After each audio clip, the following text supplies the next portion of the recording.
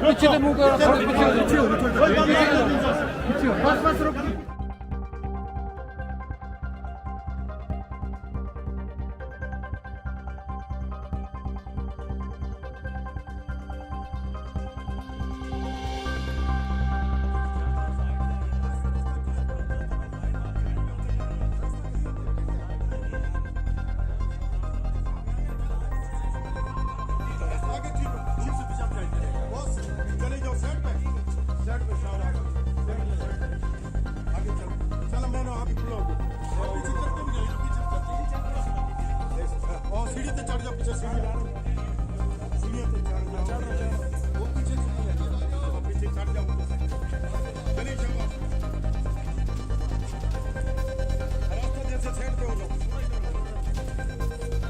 देखिए, मैं इसलिए मुतमईन हूँ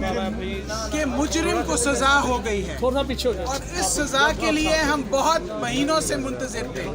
और मैं समझती हूँ कि अदालत ने पाकिस्तान की औरत को आज इंसाफ दिया है और मैं इस बात पे भी खुश हूँ कि इस इंसाफ के साथ पूरे मुल्क में एक एतमाद की लहर दौड़ गई है अदालतों के निज़ाम के ऊपर, क्योंकि पाकिस्तान की ख़वातीन मायूस होती जा रही थी। वो ये समझती थी कि उनके वाक़यात में अदालतें खड़ी नहीं होती,